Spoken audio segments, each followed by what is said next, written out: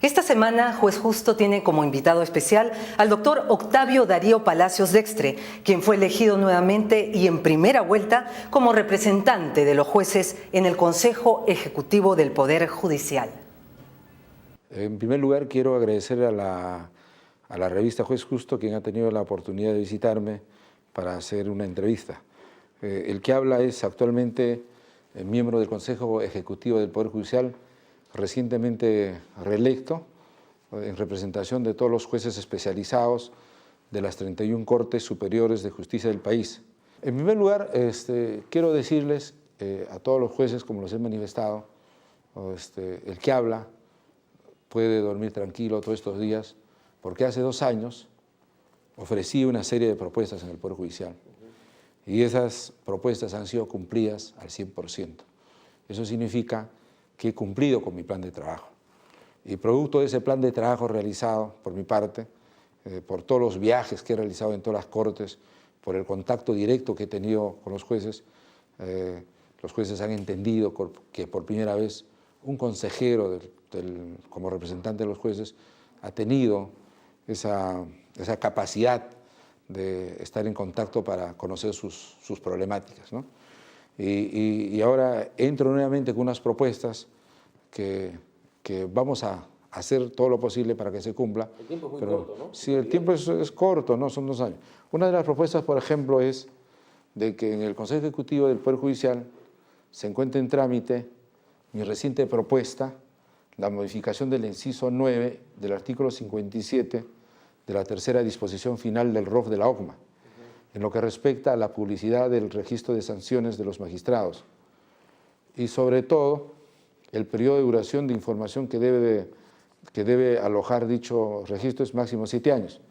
¿Con qué finalidad hace esta propuesta? Con la finalidad de proteger el honor, la buena reputación y el derecho a la intimidad de los jueces a nivel nacional, factor determinante en los procesos de evaluación y ratificación ante el Consejo Nacional de la Magistratura.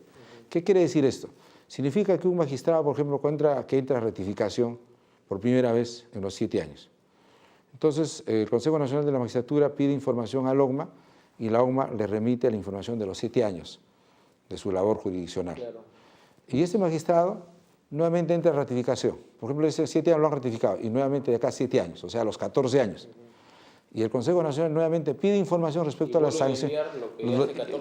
Hace 7 años que fue evaluado, ¿no? Entonces, con esta propuesta vamos a cuidar el honor y proteger el honor de los magistrados. Actualizar de alguna manera la información. Así es, ¿no? Los 7 primeros años quedarían prácticamente eliminados. Claro, porque ya ha sido materia ya de investigación, ¿no? Sí. Y otra de las propuestas es, por ejemplo, que he mencionado a los jueces es de que desde mi despacho impulsaré el reglamento de otorgamiento del año sabático de los jueces. ¿Con qué fines? Con fines de sustentación de sus estudios de posgrado y presentación de proyectos de investigación a favor de la institución, que se otorgará sin afectar sus remuneraciones a fin de beneficiar a todos los jueces de la República. Quiere decir que un año entero los jueces podrán dedicarse a sacar títulos, doctorados. Claro, pueden viajar al extranjero, y pagado, ¿no? Pagado, o sea, no se les va a retener el sueldo. Claro. Se les va a Pero a cambio de eso, ellos tienen que hacer un trabajo de investigación a favor de la institución. Okay. Por ejemplo, una reforma, un proyecto de tesis de reforma, ¿no? Y esto es importante porque el Ministerio de Educación lo tiene implementado, ¿no? Claro. Y otra de las propuestas, por ejemplo, también es de que hay que normar el incremento de la promoción de jueces que han participado como expositores, o sea, quiero movilizar a todos los jueces del país, de los 31 distritos judiciales, a fin de que estos magistrados viajen por todos los distritos judiciales como expositores, ya sea en materia penal, en materia civil, en materia contenciosa, en materia laboral. Por ejemplo, el juez de Puno que vaya a Tacna, el juez de Tacna que vaya a Madre de Dios, el de Madre de Dios que vaya a Pucallpa, el juez de Trujillo que vaya, por ejemplo, a Piura. Y así, ¿no? Centralizar un poco. Sí, para que los jueces puedan... sí, pues. Después otra de las propuestas que es importante es que desde mi despacho voy a impulsar la modificación del artículo 30 de la Ley 26397, Ley Orgánica del Consejo Nacional de la Magistratura, en el sentido de establecer que la entrevista personal de los magistrados sea excepcional. solo cuando existan procesos sancionadores en trámite y cuando así lo solicite el mismo evaluado, siendo lo regular que el proceso de evaluación para la ratificación sea estrictamente documentaria con fin de salvaguardar el derecho de la dignidad de los señores magistrados. ¿Qué significa esto? Que un magistrado cuando ingresa a la carrera judicial tiene que pasar por todas las pruebas de conocimiento, prueba psicotécnico, prueba psicológica, e ingresa, ¿no? La prueba escrita y la entrevista. Entonces el magistrado gana el concurso. Entonces tiene cumpleaños, de acuerdo a la Constitución, dice que tiene que pasar a ratificación. Entonces el magistrado cuando va a pasar a ratificación, creo yo que en esos 7 años el magistrado tiene que dar cuenta al Consejo Nacional de la Magistratura de toda la labor que ha hecho. Y para eso él acompañará toda la documentación de todo el trabajo que ha realizado 7 años.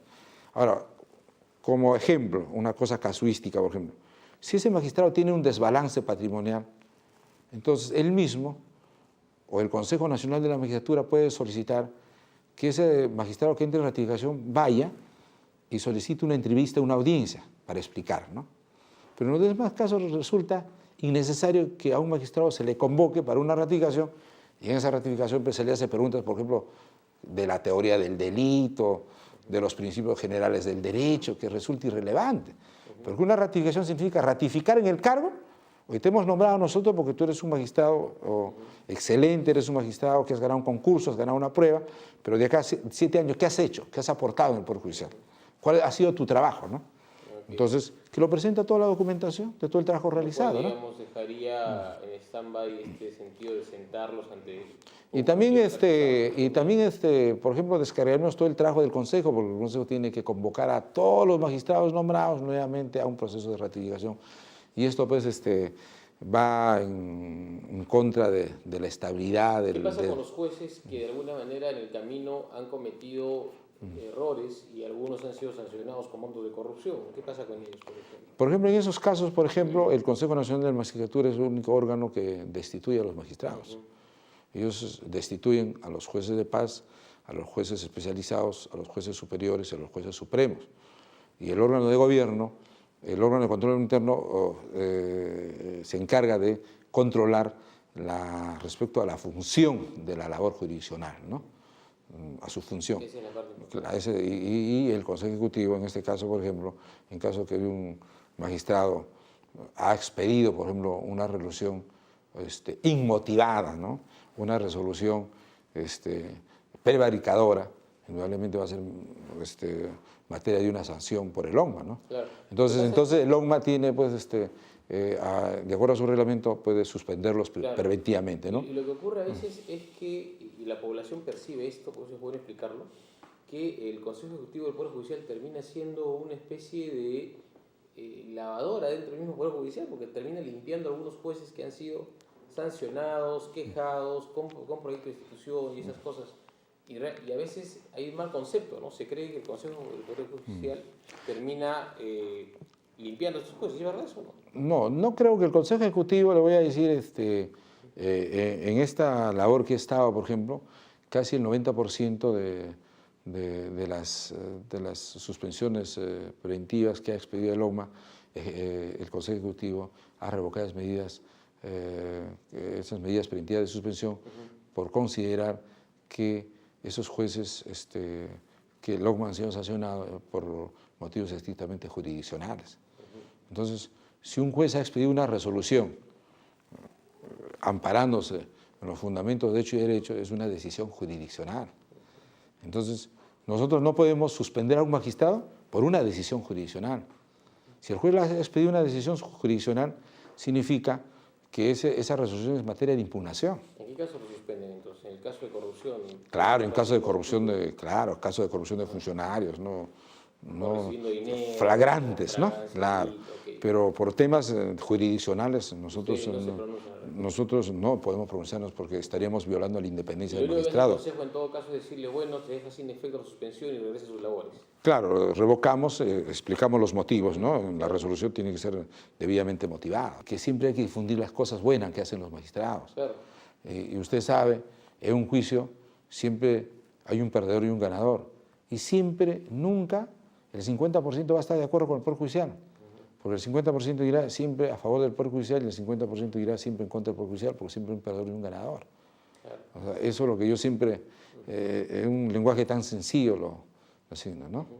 El presidente del Poder Judicial, el doctor César Martín, ha pedido facultades especiales para poder investigar, sancionar y evaluar a algunos magistrados que tienen denuncias de presuntos actos de corrupción. No, eso es una labor estrictamente del Consejo Ejecutivo. No se las ha pedido. Entonces. No, en ningún momento. ¿Pero ha pedido facultades especiales? No, él ha pedido alguna facultad, por ejemplo, para conceder licencias, pasantías, cosas que es una labor estrictamente... Sancionadora, No, eso es una labor estrictamente del Poder Judicial. Como usted sabe, el Consejo Ejecutivo del Poder Judicial es un órgano de gestión, de dirección del Poder Judicial, que dirige la política judicial y administrativa del Poder Judicial, y cuando se trata de órganos judiciales, eso es una función exclusivamente del Consejo Ejecutivo, ¿no?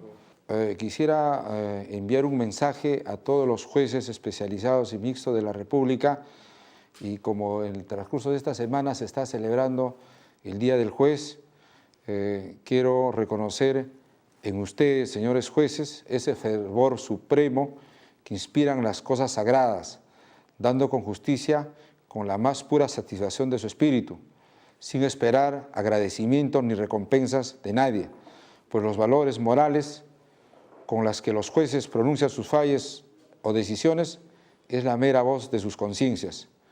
Muchas felicidades, señores magistrados, por ser vivo ejemplo de elevación intelectual y moral. Que Dios les guarde. Muchas gracias.